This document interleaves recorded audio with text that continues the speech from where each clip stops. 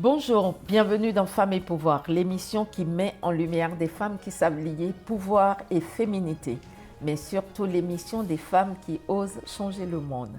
Notre invitée du jour s'appelle Nicole Loca. Elle est d'origine martiniquaise, entrepreneur, coach certifié en PNL. À ce jour, elle a créé cette société. Passionnée par l'entrepreneuriat, le développement personnel, elle vient de créer sa propre entreprise de coaching et de formation. Nicole Loca, bonjour. Bonjour Carole. Merci beaucoup d'avoir accepté notre invitation. Merci de m'avoir invitée. Alors, vous êtes dirigeante, vous êtes fondatrice, vous êtes mère de famille, vous êtes immigrante au Québec depuis une dizaine d'années, à peu près 8 ans je crois. Que signifie pour vous le mot pouvoir ? Le mot pouvoir, pour moi, part avant tout de soi. Je dis toujours qu'on a le pouvoir qu'on vous donne. Et par là même, on a le pouvoir qu'on se donne. C'est une notion très forte.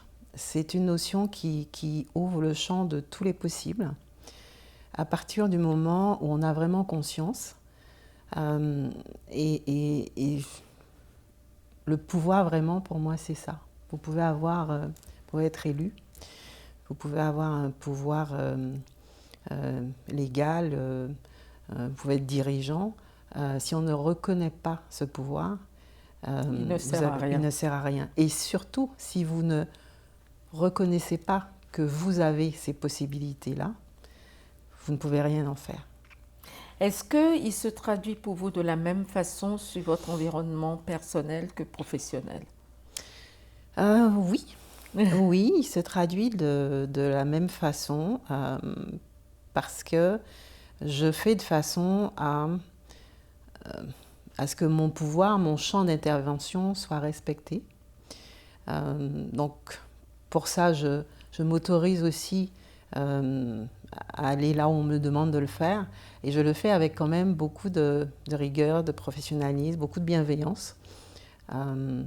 Donc oui, c'est important qu'ils s'expriment de la même façon et c'est important d'avoir aussi cette reconnaissance du pouvoir. Ce n'est pas quelque chose que je veux absolument avoir, c'est quelque chose qui est là, c'est comme une forme de charisme et qui est là, qui est reconnu. Qui s'impose aussi de pas votre activité Voilà. Et pas les résultats. Voilà. Est-ce que vous diriez qu'il y a une différence dans l'exercice du pouvoir selon si on est un homme ou une femme ? Parce que vous êtes quand même dans un domaine où vous allez aider les entreprises à mieux se développer, à relancer des activités. Dans notre imaginaire, on a l'impression que c'est une activité plutôt masculine, non ? Non, c'est vraiment dans l'imaginaire. Il y a toujours une façon différente de diriger selon que l'on soit un homme ou une femme, puisque un homme fonctionne d'une certaine façon et une femme aussi. Donc la gouvernance avec une femme, je dirais fondamentalement, elle est différente, parce qu'une femme souvent voit les choses différemment, est très, très intuitive. Une femme peut se parer, je dirais, de qualités que l'on dit masculines, qui seraient un peu l'autorité, la confrontation. Mais la gouvernance avec une femme est quand même différente. Différente, tout à fait. Comment arrive-t-on à préserver un équilibre entre sa vie personnelle et professionnelle quand on doit beaucoup se déplacer, quand on est mère de famille et qu'on doit être aussi un représentant ou en tout cas un leader auprès de toutes les entreprises que vous accompagnez, parce que finalement, c'est des entreprises qui, des fois, peinent en leadership et que vous devez relancer. Alors, comment on arrive à cet équilibre ? Je dirais, le maître mot, c'est l'organisation. Comprendre que notre propre vie, la voir comme une entreprise. Et savoir que l'entreprise de sa vie a des champs d'intervention, a une place. Il y a une place pour chaque domaine d'intervention. Et la famille, les amis, la vie sociale, les relations, la connaissance, les études, le travail, chaque chose a sa place. Et avoir la possibilité de donner à chaque chose, je dirais, un intérêt, un moment, être là dans le moment présent avec sa famille au moment où on est, c'est-à-dire avoir des moments de qualité, c'est ça. C'est ça, je dirais, pour moi, la recette du succès. Puisqu'aujourd'hui, quand je parle avec mes enfants et que je parle de ce sujet, et ils me disent « Mais maman, tu as réussi. Regarde-nous. Regarde-nous, tu as réussi. » Donc voilà, c'est aussi le meilleur résultat. Quand On entend ça. souvent dire que les femmes qui ont du pouvoir, qu'elles ont dû sacrifier quelque chose. Mais est-ce que c'est votre cas ou non? Mais à entendre vos fils, c'est pas un vrai sacrifice, ça a été des choix. alors je dirais, quand on se fixe un objectif, on peut choisir de sacrifier. Très bien. Et quand on choisit de sacrifier, ben on dirige sa vie. Donc c'est un choix qu'on assume. Pas de regret. Alors vous avez 2 garçons et une fille. Si vous aviez un conseil à délivrer à des jeunes femmes qui souhaitent accéder au pouvoir ou à exercer votre métier par exemple, qu'est-ce que vous leur diriez? Je leur dirais ce souhait d'accéder au pouvoir, c'est de chercher le sens. Qu'est-ce que ça représente pour elle, ce pouvoir? Qu'est-ce que ça va nourrir chez elle, ce pouvoir?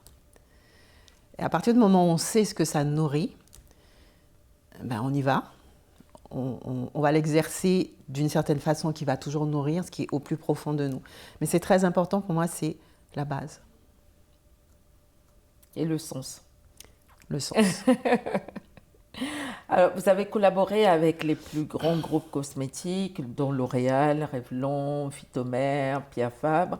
Est-ce que vous avez identifié pendant toutes ces années de collaboration dans votre environnement professionnel une pratique, un outil qui pourrait contribuer à promouvoir plus la diversité et l'inclusion dans notre société aujourd'hui?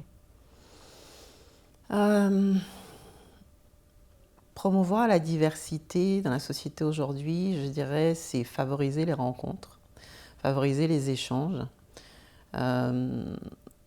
Et ça permet toujours de comprendre l'autre. Favoriser l'inclusion, c'est accepter l'autre, c'est accepter les différences, accepter les richesses, accepter que 2 cultures qui se rencontrent, ben après ça fait quelque chose de plus riche. Donc ce serait ça pour moi, favoriser vraiment ces échanges et cette culture et l'éducation. Ouais. On imagine souvent le monde des cosmétiques assez fermé, où on a l'impression que c'est quelques grandes familles ou grandes sociétés qui détiennent ça. Est-ce que ça a été difficile pour vous de rentrer dans ce milieu en tant que femme, en tant que d'origine martiniquaise? Est-ce que ça a été compliqué ou finalement ça s'est fait naturellement? Et d'ailleurs, comment vous en êtes arrivée là d'ailleurs? Alors voilà, ça s'est fait naturellement parce que j'ai créé ma première entreprise, j'avais 27 ans. 27 ans. Je suis donc devenue à 27 ans le plus jeune agent pour le groupe L'Oréal, la division pharmaceutique. À l'époque, c'était en Guyane française. Femme, noire. Et quand j'arrivais donc dans les congrès et les réunions, j'étais un peu le bébé de l'équipe, mais l'équipe qui avait vraiment de très très bons résultats. Donc, je me suis en fait jamais posé la question, est-ce que je peux le faire? On me l'a proposé. En fait, c'est un concours de circonstances. Une compagnie pour laquelle je travaillais a décidé de fermer parce qu'il y a eu des restructurations au niveau du conseil d'administration.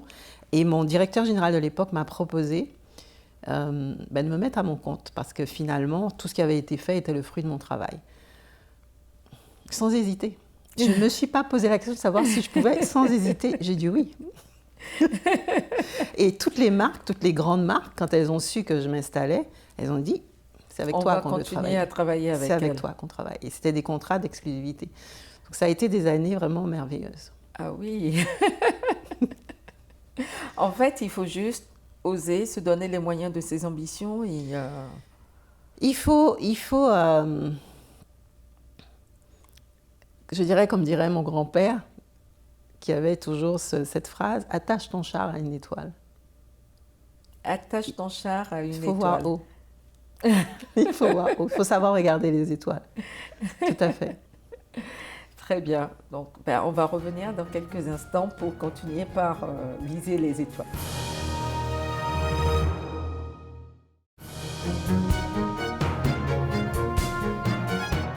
Nous sommes de retour sur le plateau de Femmes et Pouvoir avec Nicole Loca.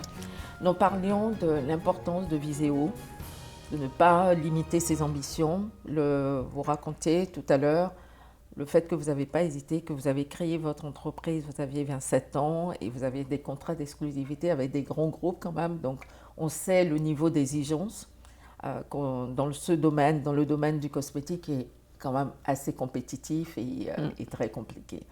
Donc nous allons continuer par viser les étoiles et je vais vous demander, Nicole, est-ce que vous avez une phrase, une devise, quelque chose qui illustre vos propos, vos engagements ou qui du coup vous rappelle à quel point c'est important de viser les étoiles? Alors c'est la phrase que j'ai inscrite sur mon profil LinkedIn. Contribuer à libérer le pouvoir de croire en soi, c'est rendre possible les rêves les plus audacieux. Ça rejoint tout à fait ce qu'on était en train de dire. Tout à fait. Si vous étiez un homme ou une femme d'État, lequel ou laquelle seriez-vous et pourquoi? Alors je dirais sans hésitation Barack Obama. Pourquoi? Ne serait-ce que pour le symbole que cela représente, son accession au pouvoir. Je pense que cet homme, pour arriver là, a toujours pensé qu'il pouvait arriver là. Ça part de là. Ensuite, même si tout le monde dit que c'est grâce à Michel quand même. Qu'est-ce qu'on dit aussi? Derrière tout grand homme, il y a une femme. C'est vrai. Et par rapport à l'image qu'ils ont, que leur élection, je dirais, a cette image et les conséquences de cette image, les États-Unis restent toujours les États-Unis, avec ce qui s'est passé pendant leurs 8 années de mandature, mais enfin, avec celle de Barack Obama. Mais cette image de couple afro-américain, je pense que dans plusieurs foyers, dans la tête de plusieurs personnes, ils se sont dit « je peux ». Je peux. Et ça, c'est fondamental, rien que pour ça. C'est vrai. Parce que c'est vrai que le succès, notamment des hommes noirs, en général, on l'associe à des couples mixtes. On pense que le succès ne peut se faire quand vous êtes, en tout cas, une personne noire. Souvent. Vous pouvez avoir du succès qu'en vous associant à une personne qui est issue de la communauté blanche, en fait. Tout à fait. En tout cas, ça nous a rassurés que on peut être une femme noire et être une des femmes les plus influentes du monde. Et les plus influentes, et elles continuent d'ailleurs à inspirer. Et puis leur engagement aussi, même Barack Obama, l'image qu'ils ont à promouvoir aussi, le statut des femmes, le respect des femmes, qui commence par le respect des hommes eux-mêmes. Tout à fait. Donc tout ça, ce sont de beaux messages. C'est vrai. Si vous aviez un jour pour changer le monde, par quoi commenceriez-vous et pourquoi? Alors ça, je dirais, ça rejoint un peu ce que je disais. Je commencerais par changer pour le monde entier, quelque part, l'éducation. L'éducation, pourquoi? Pour commencer depuis petit à engager, à faire comprendre, je dirais, à faire l'acquisition de compétences interpersonnelles pour pouvoir vivre ensemble, pour pouvoir comprendre que nous sommes des humains, tous des humains. L'éducation pour comprendre que la Terre, elle est ce qu'elle est et que nous devons la respecter dans chacun de nos gestes au quotidien. Et comment le faire? C'est, je dirais, pouvoir changer ça, pouvoir changer cette mentalité, que chacun se sente concerné, ça changerait, je pense, la face du monde.